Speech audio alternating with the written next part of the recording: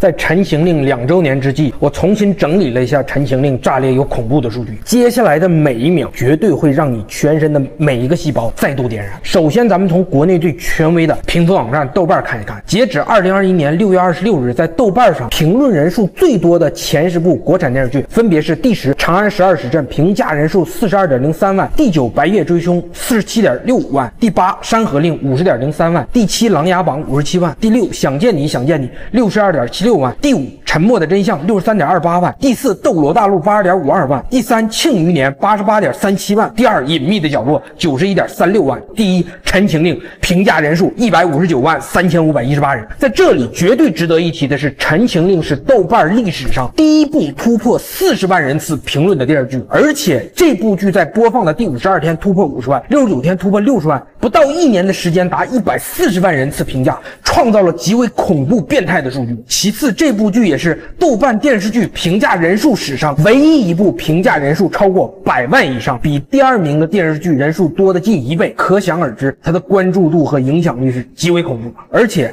大家应该也知道，评分的高低在多数情况下是随着评价人数的增多而递减的，所以《陈情令》在如此之多人的评价下依旧保持高分，实属不易。再者，《陈情令》是豆瓣国产剧史上低开高走、评分差距最大的一部电视剧了，从最开始的4.8分到后来的8分以上，完成了绝对的逆袭之路。还有就是《陈情令》被恶意在豆瓣上差评拉低分数这个事儿，咱们可以从接下来的数据看一下。从上述豆瓣评价人数最多的前5部作品中可以看出，肖战饰演的电视剧独占3部，2部都是男主，并且这3部剧在这前10部里面1星差评是最高的，3部剧的差评平均值达 15%， 其中《陈情令》1星差评率竟然高达 13.6%。这里面刨除这3部剧外，1星差评最多的也不过 2.1% 的《山河令》。就拿 2.1% 评估来算，《陈情令》的评分水分已达 11.5% 左右。如果把这部分水分去掉，《陈情令》最终在豆瓣上的评分区间差不多会定格在8.3到8.6区间，并且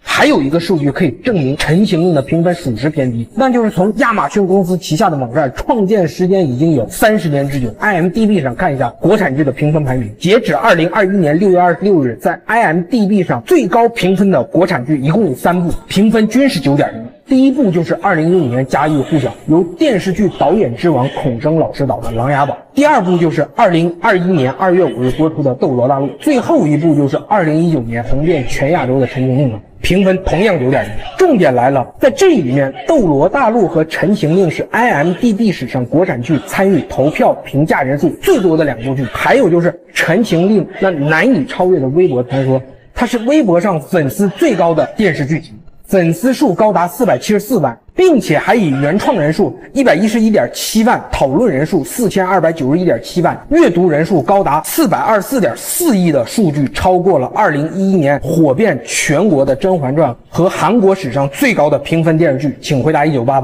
一跃成为微博话题指数榜的第1，并且在剧集系列包括电视剧、网剧《陈情令》1累计超过7次登上微博热搜榜，霸榜时长更是超过307个小时，5次登上某眼网络剧热度榜的冠军。电视剧微博超话榜至今保持第1。我上述讲的这所有的一切，足以证明《陈情令》绝对是一部中国电视剧历史上堪称经典中的经典作品。这样优质的作品值得被流传，啥也不说，必须点赞。最后，我想问一下伙伴们，你们最喜欢《陈情令》的哪一个片段呢？